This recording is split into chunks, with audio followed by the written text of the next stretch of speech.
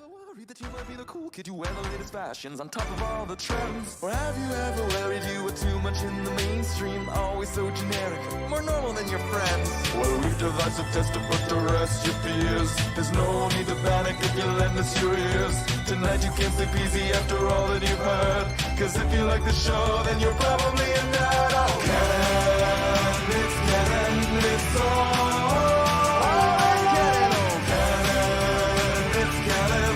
Tyler, Phil, and Boris. Oh, Canon, it's Canon, it's all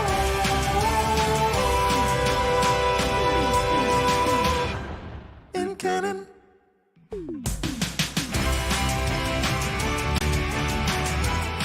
It's May the 4th, and you know what that means. It's time for a new episode of the It's Canon podcast, the show where we chat about all things geek, the show where we chat about all things comics, books, video games, and so much more. And the best part of it all is that it is all in canon. We're your hosts. I'm Boris, and joining me today, all the way from the dark side, Phil. Yo. Yep. Dark side indeed. Hey, man, I'm just wondering, like, when you were born, did you have like a podcasting mic with you? You would think so, huh? Yeah, it's incredible how much you output. Well, that's all I'm saying. You might have a problem. It's stupid. It's absolutely stupid. But Phil, today you and I, we're playing Time Cop. You know that movie Time Cop? Yep. We are Time Cop right now because not only are we live on YouTube and X and Facebook, but we are probably somewhere else at the exact same time. Fair enough. It's true. Oh my goodness. I know we're going to talk about Star Wars, and I'm looking forward to it. It's all in canon, right? But Yeah, I got to say, one of the things that I'm noticing lately, how many Temu ads do you get on X? I like to call it Twitter. Yeah, like I get 6 in a row now. I can tell you this much. Temu, if you're listening, whatever site which you they are. probably are. Oh, yeah. In all fairness, yeah, true they enough. probably are. Judging by what you've done to my social media feed there, I'm never going to use your service. Never. Because it's so atrocious. The fact that I get assaulted when I log into social media with your garbage. And I can't make the ads go away. It's Elon Musk has screwed that app up so badly. It's just, wow. But I'm making lots of friends on X because I'm going around letting my voice be heard about the newest Lego controversy to hit. Oh, and that is newest Lego controversy to hit. Yep. Here we are. Like I'm telling you, it's a really sad world that we live in sometimes, but Captain Rex is going to be in a $12 set. The Captain Rex. That is the beloved minifig of the Venator UCS series. So on one side, you had Lego putting in writing in the manual that this is an exclusive figure, Captain Rex, exclusive to the set. And then 6 months later, they're releasing it in a microfighter. And yes, I mean that Captain Rex. Yeah, that Captain Rex. So it's the same minifig, the same cloth piece, the same bandage on his head for the removal of the chip. So this thing is selling for about $150 American right now on Bricklink. And the price is dropping like a stone because it'll be in a $12 set. And fans, like, I'm saying it. If you bought the Venator and you're upset over a minifig being released and completely dismissing the fact that you bought like a 4-foot long Venator, like you did get value for your money. I'm sorry, but you got a set. And it just seems like everybody's forgetting that they got the Venator and Commander Yularen, but oh no, my Captain Rex, he's not as valuable as he was. Yeah, well, guess what? It happens to a lot of minifigs, man. Boba Fett recently, too. In a mech set, that was the exclusive printing with arm printing Boba Fett from the UCS set. Slave One from like 2015. So, you know, I don't dislike Lego making these characters more readily available for casual collectors. Yep. Or even like myself, I'll put it in plastic and put it with the other minifigs as something that I cherish. Mhm. But the value of it has nothing to do with what Bricklink tells me the value is. The value of it is what I attribute it to be worth, like what it means to me. And that's Yeah. my weird relationship with Lego, right? I don't care that the fig is valuable or not. It's a question of what it means to me. And that's Yeah. the way I'd like to open up our May the 4th discussion, because one thing that I did realize in looking through social media for the day and everything is that Star Wars means a lot of things to a lot of different people. Yeah. And I'm just really tired of the community. I'll say it again. Community in general, gatekeeping Star Wars. Star Wars is for everybody. Everybody got on at a different point, and nobody's more right or more wrong than anyone else. I You're swear I allowed have to this enjoy. conversation, whether it be on this show or one of my wrestling shows or the main wrestling radio show. Every fandom is just so weird, right? And it's just like they try to gatekeep things, and it's like, you do realize the more popular this gets, the better for you. Exactly. It's the more people along for the ride means that you get to have the thing around more. Like, I know there's a lot of people who really hate on Disney, and I know they haven't put every step correctly. We can all Yeah. admit that they have their faults, but I'd rather have Star Wars. To me, is like pizza. Even when it's bad, it's good.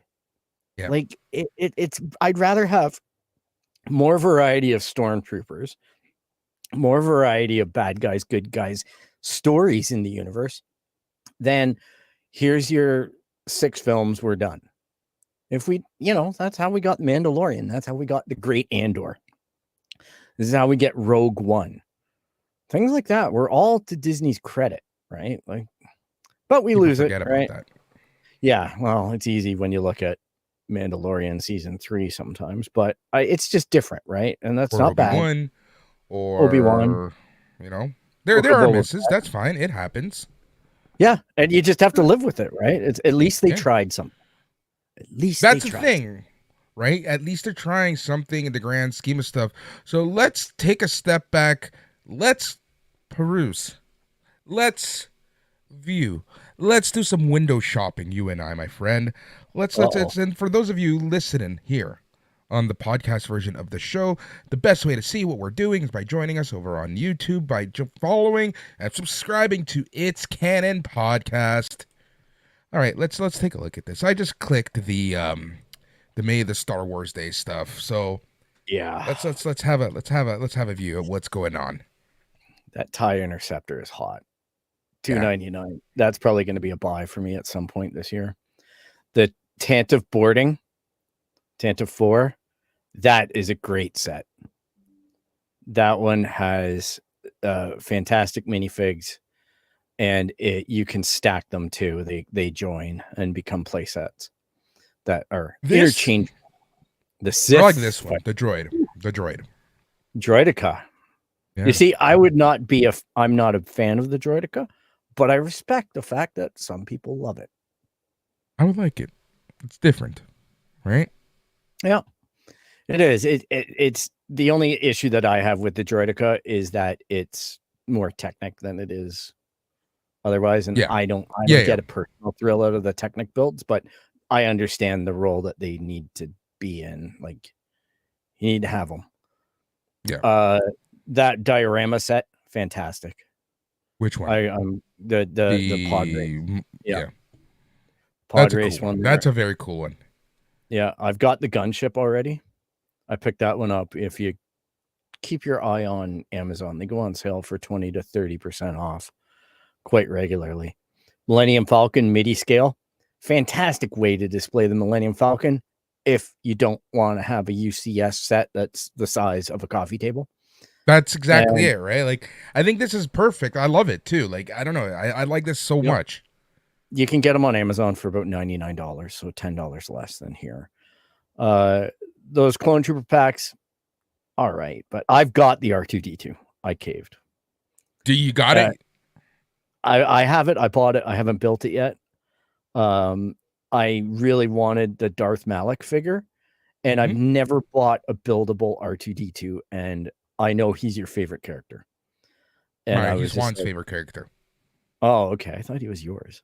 No, he's Juan's So favorite character. I decided, you know what? I'm going to pull the trigger and get this one because it's the right price and it's not too gimmicky, because the last one that they had out was UCS and it was $300 Canadian. That set on the end is kind of fun too, because you got shock troopers.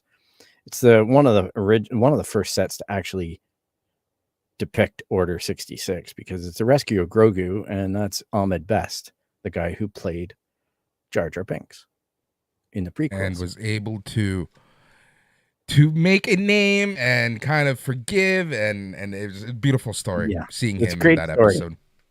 Yeah, and he actually has a Jedi show made by Disney on YouTube where he plays that character. So he's making a gig out of it, and it's got a light post. It's a sexy light post. So it's crazy how Lego releases these minifigs, right? Like, they really, really make you go out of your way to buy a lot of, I would say, random sets for the minifigs that are probably going to end up being more popular. It's funny because it seems like 5 years now, because since the 20th, and now we're at the 25th anniversary, they're including these really random minifigs, because Darth Malak has nothing to do with R2D2, but Exactly. they put Darth Malak in there. That's what they're doing on this series run, is they're sprinkling throughout. I had to buy a book just to get the Darth Maul 25th anniversary minifigure, but I have a problem where I collected all of the 20th anniversary minifigures with their little plaques and everything.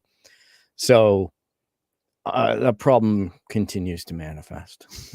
I'm not gonna lie, it's a pain in the ass, but what can you do, right? Yeah, how is the overall Lego community right now? I know that it's always up and down overall. I think it's pretty healthy right now, because we're in the middle of like these new sets. It was rumored that these new sets that I was talking about with the Captain Rex, and there's a couple other Mandalorian season 3 sets, one with the big, like, they actually redid some helmets and things, and there's the new stormtroopers that can fly around and whatnot, but they were rumored to be coming out in August here, but June the 1st or everywhere else. And then that got quashed. Everything is getting a worldwide release of June 1st. So that calmed a lot of fires. I would say that if you're really interested in keeping track of Lego, especially Star Wars Lego, M&R Productions, Ryan over at M&R Productions, is a fantastic YouTuber to follow. He's got opinions, and he's pretty much always looking out for the community. He's always holding Lego to be accountable for some of their more exploitive tasks, I would say. But I think the Lego community overall is pretty healthy right now, because we're in the spot where sets are coming out. We still don't know. Well, we have an idea of what's coming out for the fall this year, and that's supposed to be a UCS Jabba's sail barge. So, and I think we're going to see a return of a minifig that we all thought was not allowed to be made anymore, and that would be Princess Leia in a bikini. So, controversy. There's 2 versions previously of it, but we seem to think that Lego wants to stay away from it, or maybe, there's been some pressure, because, it's come out that Carrie Fisher was not entirely impressed with that wardrobe. And, it's become a little bit of a hot button. It got me to buy one, actually, because I was afraid that I'd never see it. So that makes sense. Cool. Yeah. So if you haven't been able to tell, it is May the 4th. We're going to be talking all things Star Wars on this episode, and we are officially back. You might see some changes here and there, but we're going to do everything in our power to come back each and every single week. The chat's going to be open starting next week. Again, we're really just focusing on Star Wars this week. Let's talk about video games. Star Wars video games, because there's not too much happening in Star Wars in 2024, but one of the big things that is happening is Star Wars Outlaws. Yeah, Thoughts? Outlaws. Oof. This one's interesting. This one is interesting. There's some stink on this one. Not gonna lie, there is some real stink on this one, and that is that basically they've put out this set, or they're putting out this video game, and they've kind of not communicated really well. The first misstep was Ubisoft came out a few weeks ago, maybe a month ago, and their CEO came out and said that gamers have to get used to the idea that they don't own the games. Yeah. All right. We talked First, about that. public relations mess up. Yeah, we did touch on that. Now, the next thing they did was right before the Outlaws news broke, they canceled a game called The Crew. They communicated that earlier, that the game was being decommissioned online. The thing is that a week after they decommissioned the servers, they actually went in and physically revoked everyone's license for the game. Poof, game no longer appears to be playable, ownable, enjoyable in any form or fashion. So you can't get a side server set up that runs The Crew anymore because they took away your ability to run the software. Yeah. So that had a little bit of odor. Then what they did was they hid some content into exclusive versions of the game that cost a lot more. Specifically, what they did is the Ubisoft is under fire because they've locked Jabba's Gambit mission behind Star Wars Outlaws Season Pass. So this Season Pass starts at $110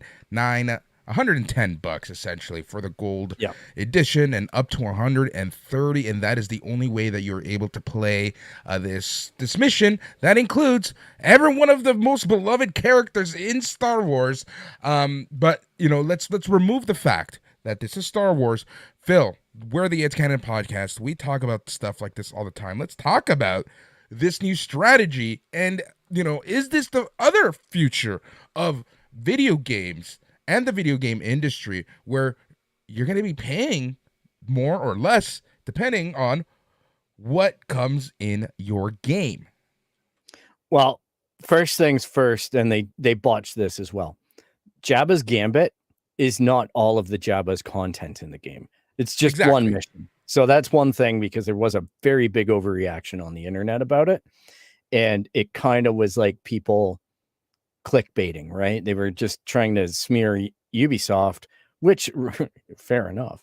But to get the clicks, and it is a little bit misleading, but it still highlights two major problems that I see with video game releases.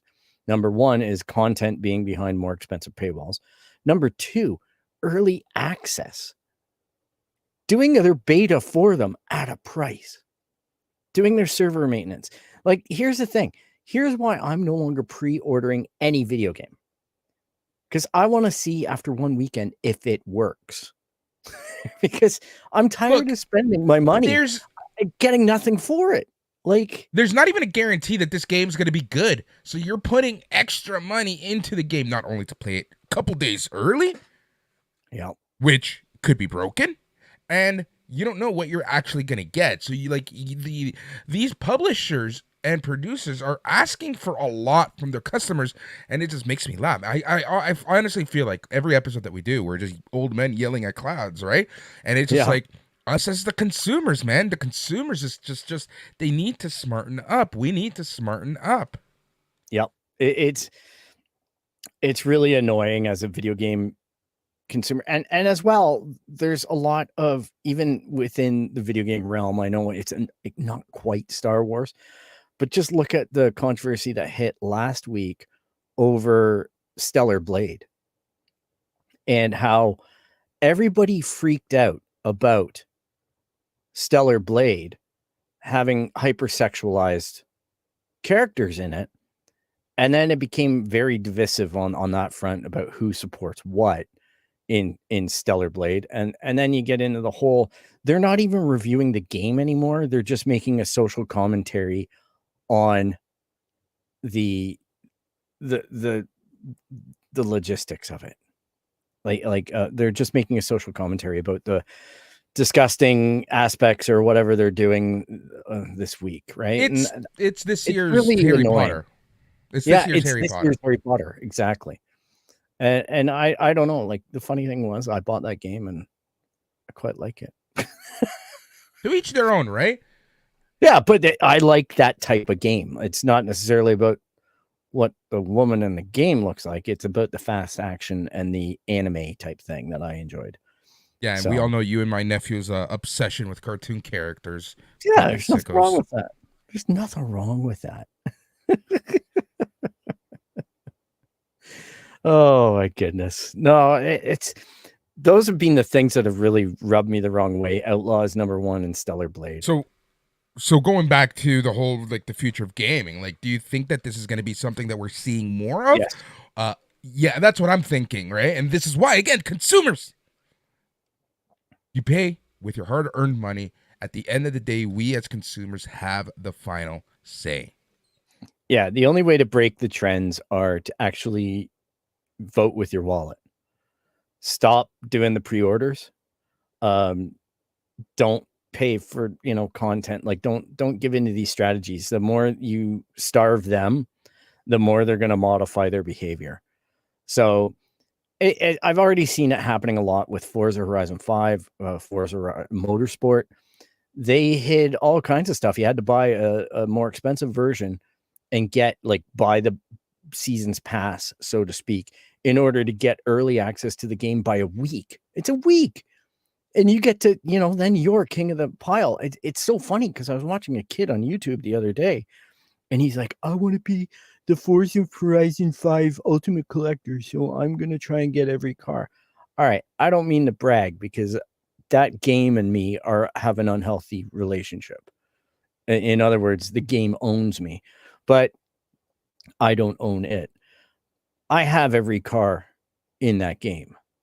And I went back and reviewed what this kid is chasing after, and it was only available for 1 week in that game. If you didn't play the game that week and do apparently only like 5% of the people do what I do every single week in doing all of the challenges and golding the weeks. If you don't do that, you're not going to get some of these cars. Right. And it's just interesting how the publishers hold the revolver to your head.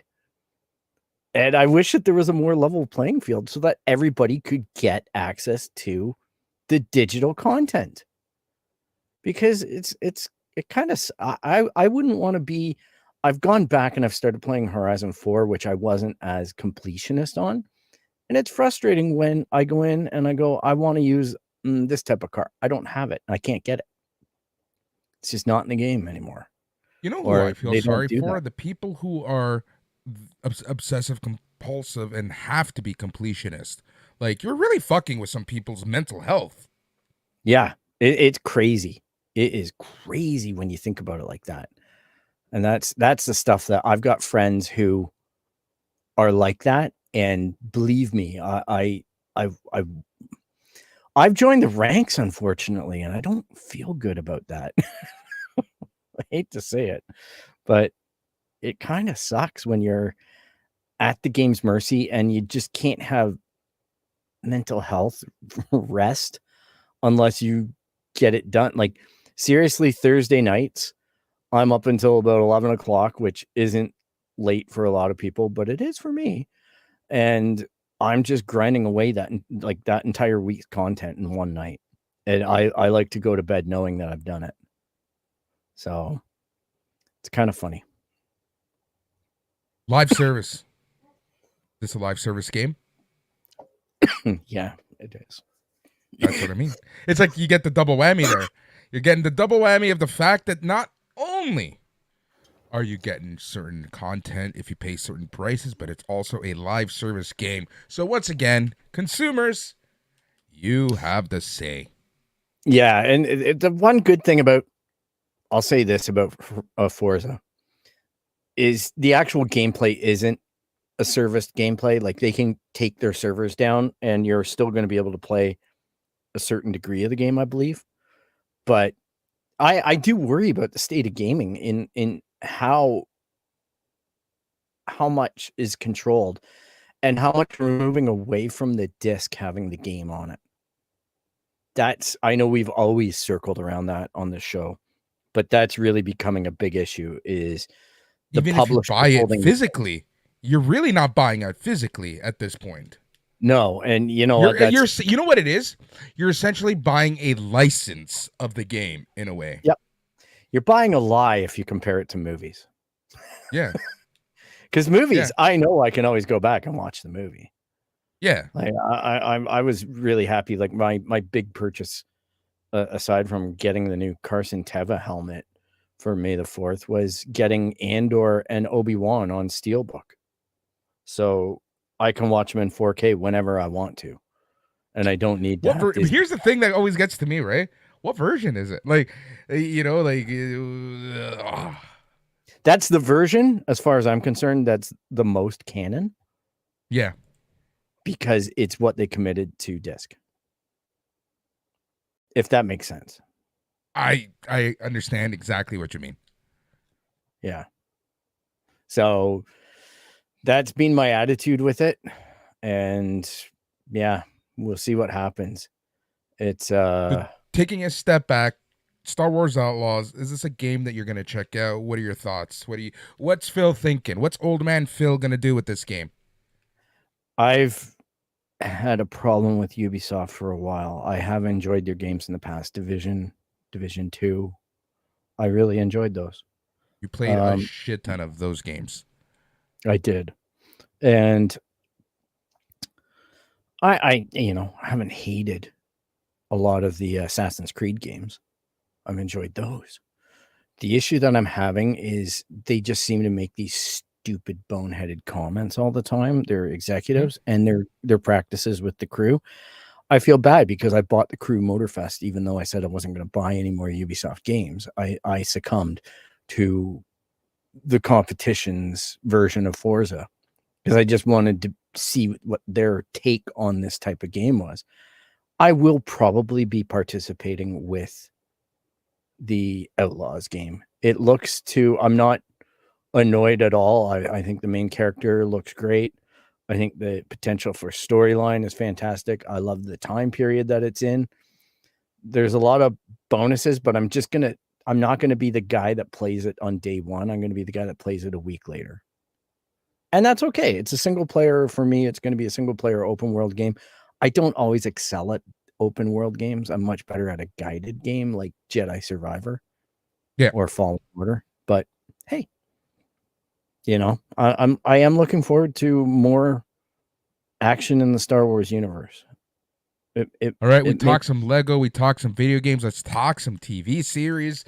Let's talk the 2024 slate. There's only 2 shows that are going to be coming out this year. One of them comes out in 1 month exactly, June the 4th, 2024. The Acolyte, also known as Star Wars The Acolyte. Phil, talk to me about the show. What are you thinking? Are you hyped about this? This is a very big change for Star Wars in terms of the era that we are seeing on screen. Correct me if I'm wrong, but this is really the first time outside of comic books and books that we are going to get, and video games, that we're going to get the High Republic. It is indeed the first time that we're going to get it, live action especially. I think, again, Star Wars is for everybody. The more I see, they dropped the trailer yesterday, and apparently, if you stick around the theater after the Phantom Menace shows, the bonus at the end is a full trailer for The Acolyte. And some people are complaining about it. Other people are loving it. I think it might not be everybody's version of Star Wars that they want to go to. And it might be a lot of people's preferred version of Star Wars to go to because it's going to be the great version. Point. You bring up a great point. This is something that I wanted to talk about. I was going to wait until after we talked about the Skeleton Crew, but it's this, right? There's so much content in Star Wars that in this age of content, where content and TV streaming is king, they're taking risks by creating new content and trying to find that new demographic to take in. Because like you said, Star Wars is for everyone. While the Acolyte, while the Skeleton Crew, while the Bad Batch might not be for everybody, there is an audience for that. And if that is people's gateway into the Star Wars world, why are we complaining? Exactly. There's no reason for it. There's no reason whatsoever. It's your exposure to Star Wars is different than my exposure to Star Wars. And there's nothing wrong with that. And that's what I really want people to kind of de-escalate and understand that, again, Star Wars is for kids. And it always has been. There's always been silly elements to it. There's always been weird monsters to it. There's always been a lot of that. And we just accept it as we grow older that Ewoks are a thing. And to some people, the Ewoks are stupid. To other people, the Ewoks are cute. To, it's a confusing thing. And that's all that's going to happen with the Acolyte, right? Like that there's going to be people. It's like Ahsoka. I'm wearing my Ahsoka shirt today. It's like Ahsoka. I tell people, they go, well, should I bother watching Ahsoka? And I go, if you like fantasy meets Star Wars, watch Ahsoka. If that sounds like a bad time for you, don't watch Ahsoka. Because all you're going to do is complain that Disney did something to you. Right? So there's different flavors. And I think the Acolyte is going to be one version of something, and I think Skeleton Crew is going to shoot an entirely different demographic, which is going to be fun to see.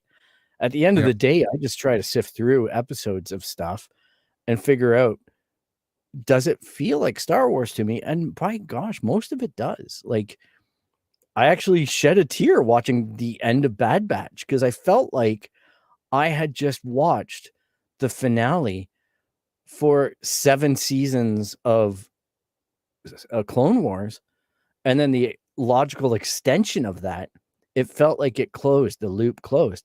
And then the thing that killed me was May the 4th going in and watching today that Tales of the Empire dropped, and that's 6 episodes of more amazing stuff.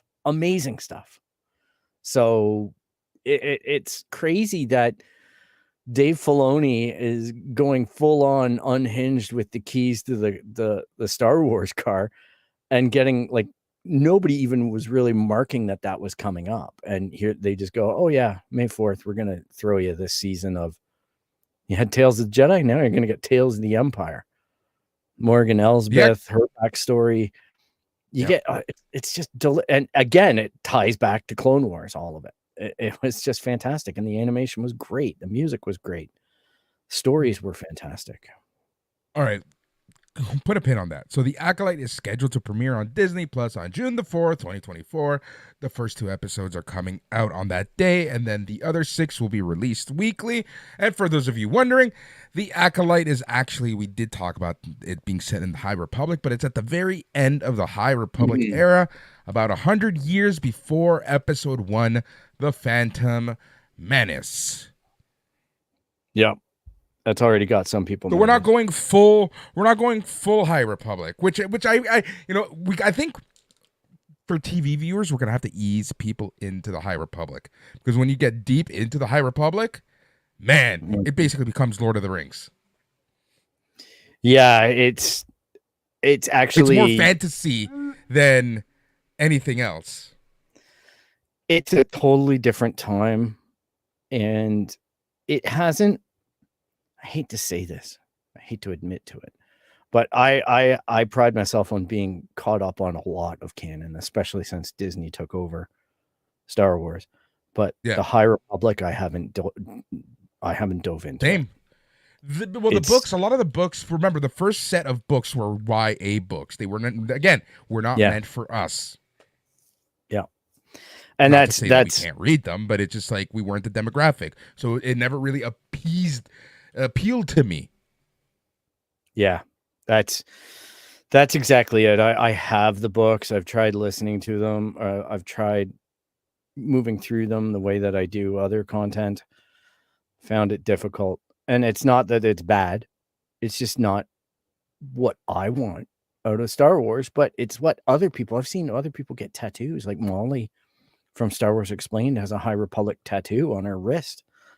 I think it's great that other people are getting different levels of enjoyment out of Star Wars. And maybe I'll be able to access it at some point. Maybe the Acolyte will spark something in me to go, I really want to check this stuff out, right? Because there are legit books and comics, and I interact with some of the creators on, Twitter or X or whatever we're calling it.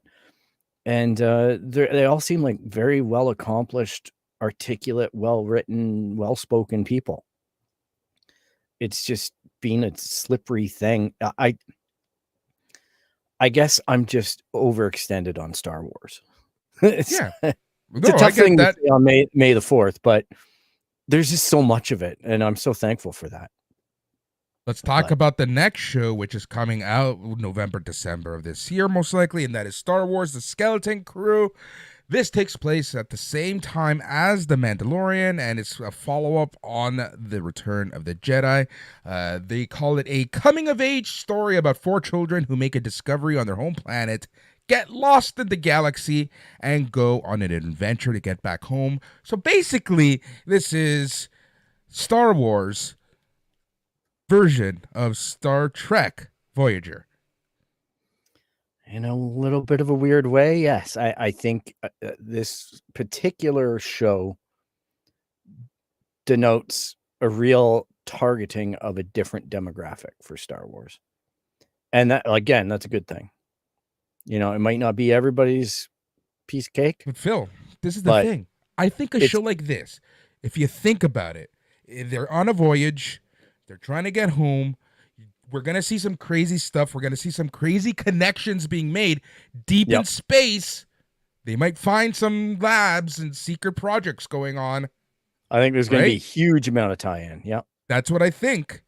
And I think that this is the show that's going to try to lure some of those Trekkies and Star Trekker fandom people in.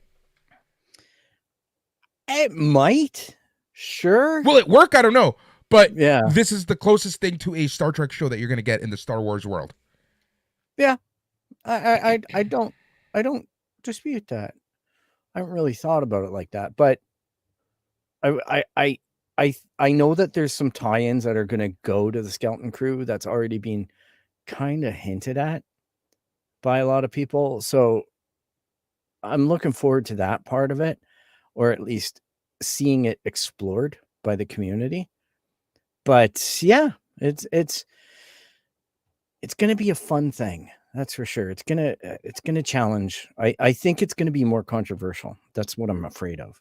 I've already seen some open hate, but hey, that being said, there's a Rey movie coming out that seems to be everyone's football to kick, right? Because they're just tired of Rey and whatnot. But hey, I'm all for different voices in Star Wars. If you could redeem that character, right? Why not?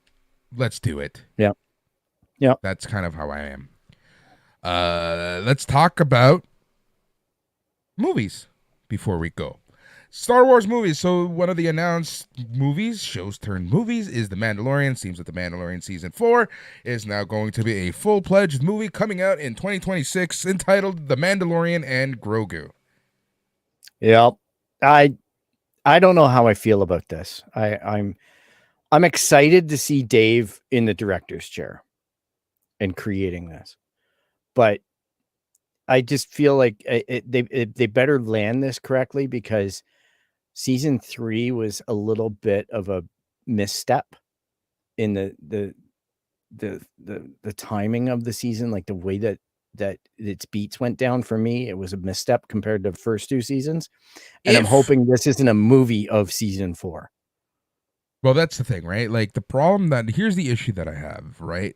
Is the fact that we're so used to this long form concept of several episodes. How are you going to make a 2.5 hour adventure that's going to appease us enough? Because The Mandalorian, we're used to seeing, 8 episodes. Yeah, that's a concern, but I just I know that the famous comments always go around, and I love that Dave Filoni and Jon Favreau enjoy playing with this tactic of having fans complaining about filler episodes, but having it in hindsight become important episodes, right? Like Space Whales. Who knew? Book of Boba Fett. Yeah, Book of Boba Fett, like half of the episodes, right? So that being said, I just hope that they don't make a mistake of trying to ruin the pacing and try to squeeze in 8 episodes of content into 2 hours, because That's that's what I gonna mean, feel right? like that's gonna We're gonna feel get like the a cluster. opposite of Book of Boba Fett. Yeah, exactly. You're not gonna draw it out. You're gonna ram it all together, and that for me was a lot of what was wrong with season 3, because you just took simple ideas in the first 2 seasons. Grogu and Mando are going to align. You know, he's gonna figure out his relationship to the little guy. But then in season 3, it's like, well, we need to go here. We need to solve the Mandalorian issue. We need to go to this planet. We need to get this guy. We have these cameos that we want to squeeze in, and we're going to start playing around with the time scale of our storytelling. And that was really challenging for me, because it just felt like a different show. And I'm know convinced, Phil, if we had called it the Mandalorians or something along those lines, people would have accepted it a lot more than it being the Mandalorian season 3. Yeah, if they would have just made it straight up raw, a Mandalorian lore show at that point, and called it season 1 or a special limited series or something, that would have floated better than trying to pass it off like that. But apparently, and this is rumor, all right, but you can save yourself a lot of aggression or a lot of aggravation if you want to avoid the internet and having to go research this crap. But apparently it was because of those failed shows that Kathleen had announced in the Space Rangers with Gina Carano and that type of stuff. Like, there was episodes that ended up being episodes of that in Book of Boba Fett and in Mando season 3, that they just had ideas and storyboards that they wanted to use, but they didn't go well with all the other content and the narratives that were in that story. And then you have the execs going, we need more Grogu, we need to sell more toys and things like that, because apparently there are parts of season 3 that they didn't even want to have Grogu in them. They wanted that to be the stuff that was taking place in Book of Boba Fett and things like that, where they wanted to display Din being challenged about missing Grogu, and Grogu being challenged with not being taught well and wanting to be back with Din and all that kind of stuff. And they just got the pacing all wrong. It just started feeling very weird, like shift up, shift down. One episode takes place in a matter of 20 minutes and the next episode takes place over 2 months. You know, it was just weird to me. Yeah. That being said, I still liked it. It's like I say, bad pizza is still good. Let's talk about 2025. The only thing right now announced in 2025 is Andor season 2. Yeah, can't wait. Right? Yeah. I'm watching season 1 right now, rewatch on I need to disc. rewatch it. I only watched it when it came out, and that's it. I need to get on that again. We talked about May 22nd, 2026. That's the Mandalorian Grogu. Let's talk about some of the unconfirmed, slightly confirmed on the books, but we're not sure just yet. We're going to start with Ahsoka season 2. Ahsoka season 2. It's shooting now, Yeah. I believe, or it's in pre-production. It is, apparently. Yeah, it's pre-production at least. Yeah. So I know that it was confirmed by Disney. That one did get through. Apparently at the end of this year, I unofficially read that Book of Boba Fett will be coming out on Steelbook, 4K and Blu-ray. So don't be surprised if Ahsoka comes out at that time too, because they'll do like they did last year with The Mandalorian, just in time for Christmas. Yeah. So you're going to see those two, because they're not cheap. They're $70 a go. Like, it's dear. It's not a cheap endeavor. Yes. And then there's, I don't know, I'm probably reaching into the psychic bowl here, but you're probably going to mention Patty Jenkins Rogue Squadron getting relit as well. That was next on my list. Let's talk about that one. So Patty Schwarmy. Jenkins, are they, will they, won't they, the Ross and Rachel of the Star Wars universe, will it be made or won't it be made? I know, this is just pure chuckles watching this leadership of Lucasfilm eat their words and then have to rewind and leaks and it's on, it's off, it's on, it's off. But it's so funny because we went from having this like elaborate MCU like calendar to Disney just not announcing anything anymore. Yeah, I don't blame them. Like they no, eat God so no. much crow. They eat so much crow. Like it's unreal. So, and then you had the guys, right, that they were so proud that they went out and they got the Game of Thrones guys. And then that last season of Game of Thrones really shit the bed. And then they're like, oh, we don't want to do a project with them. These guys are stinky, right? Like they're just like, no, they have odor, away. And then you see them. I know this is in Star Wars, but I know what you're gonna say. Just say it. Going over to Netflix and watch 3 Body Problem. I don't know about you, but that one, that show was awesome. Fucking amazing. If you haven't watched 3 Body Parts, go watch it. But what's funny is that 3 Body Problem. Similar 3 Body Problem. Yeah, 3 Body Problem. It felt like sounds like a horror. It is parts. The show reminded me a lot of Game of Thrones in the sense that you're thrown into this world and you're not quite sure what to make. You're not quite sure whether you like it or you don't like it. But eventually, you can't turn that shit off and it turns into something completely different. I was unsure if I was watching the right show for the first episode. And I'm like, is this a horror show? What the hell is this? Like, I didn't understand the title or anything. And then once you get into the actual meat of the story, I'm reading the book now because I was like that impressed with this show because I love the casting. I loved everything about it. And then the other one that I know we haven't talked in a while, but holy cow, Shogun was just standout, knock me down, drag me out. Disney just freaking killing it with that Shogun show.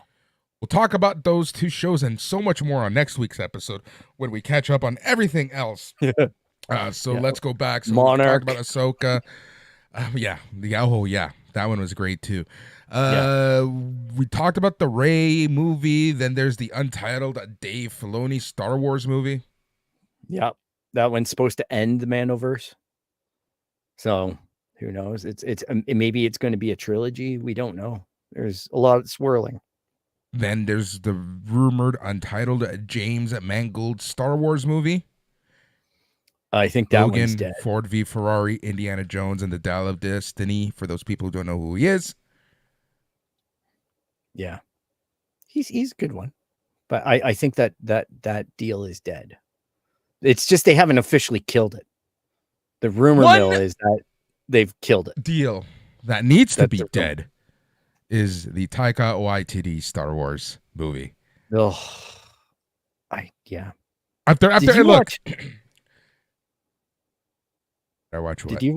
Did you watch his last movie? The soccer one? No, the soccer one. Yeah, I liked it. Yeah, it was probably his best movie since Jojo Rabbit. Did you know that we personally knew that guy that was that story? 100%. I knew. Yeah, I know. Trust me, I know exactly who it was. Yeah, yeah. Thomas Rognan. I'm like, he was ahead of our academy. Yep. Crazy, huh? That one, I laughed for days after that. We'll talk about that in one of our summer shows. Yeah, it's so hot in here. I hate how humid it is today. I know it's yesterday. I was dripping. I was like, I'm so glad when we put the show over a day because I was like, oh my God, I am. What are you talking about? Whoa. Yesterday was Friday. Well, we were gonna record on Friday, but you know. I know. But time cops, like you say, time cops. How the switch clicked, and we went from cold as fuck spring to full on summer. Like, honest to God, I feel like Friday I came downstairs, looked out my window, and my maple tree was still sticks. And now I go downstairs yesterday and look out my window. My maple tree has leaves. I go downstairs. My maple tree today is full bloom. Like, it's just like, yep, peak summer. Like, holy crap, that was quick. I'm not good with these transitions. I am not as well, to say the least. All right, where was I in the list? Something that I did. I'm gonna throw you off now. Hold on. No. 2 more things to talk about. We have the Sean Levi Star Wars movie, guy who did Free Guy, Deadpool 3. Apparently, we don't know where this is right now, but yeah, apparently it'll happen. Yeah, well, don't bet on it. And Lando. Yes, Lando. Yeah, Corey Glover is apparently writing that with his brother. So who knows if apparently it's getting the green light again. So we'll see. I think that's going to be a show. It's not going to be a movie. It's going to be a show. That's a show. Yeah, that's going to be a show. Okay. I'm down. This was announced in December of 2020. Yeah, but then they went into that, they're kiboshing it because they were feeling the Star Wars content and blah, and Solo didn't do that well and yada yada. You know what? When I rewatch Solo, it's actually one of the more entertaining films.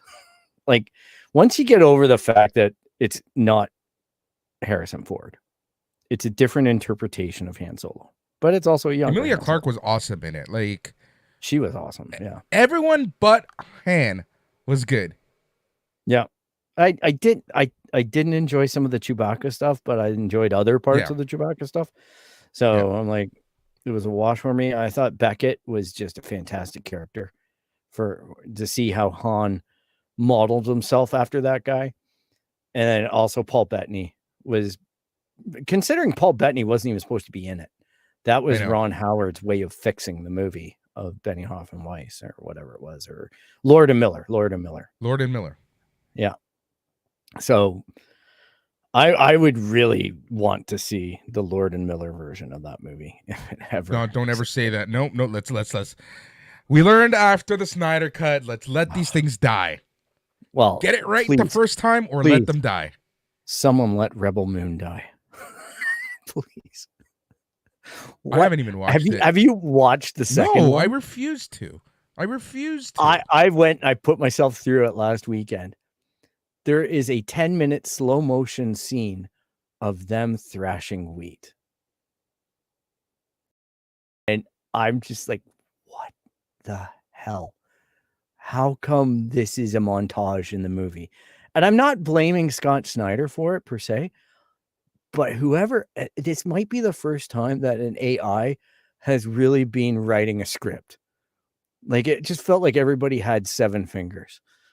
You know what I don't know what the hell the writers were doing on that film, but they weren't writing a film. That's for sure. It just felt like, it was gross. It was gross. The first movie looks good in comparison to the second movie. The second movie botched the landing so bad. It's not even worth, not worth anything. It's garbage. And now they're touting this new re-release of it, the Snyder Cut. I'm like, God, stop. All right, so that's Star Wars. We are caught up in the world of Star Wars. Phil, what else do you got for me before we go? Being an old man, do not skin your knee. Yeah, that takes forever to heal, if it ever heals. Yeah, I know. I remember when we were kids and we'd skin our knee all the time. You'd go up, play on the monkey bars, fall down, skin your knee, cry for an hour, and then, whatever, get on with it, clean up the blood when you got the dirt out when you got home. Yeah, as an adult doing that, it's been a week and I still hurt. Oh, you're old. I'm old. You're old, my friend. Speaking of old, speaking of age, you know what you have to do? Do you remember how to do this? I don't even remember how to do it. I've been spending half the episode trying to find my old notes and I can't find them. So we're going to go by the seat of our pants. Everybody, if you enjoyed the episode, thank you so much for tuning in. You can find us at www.itscanonpodcast.com. You can email us at show@itscanonpodcast.com. And you can track us down on all the social media stuff, including Elon Musk's really disgusting version of Twitter called X at It's Canon Podcast. And wherever you find podcasts now, because God knows you're not going to find it on Google, but you will find us everywhere that you can find podcasts, like Spotify and other places, Podbean, at itscanonpodcast.com. And we can also thank our friends at Sunday night's main event, who has a Patreon. And sometimes our episodes show up on there. So give them a follow at snmeradio.patreon. Patreon.com/SNME Radio.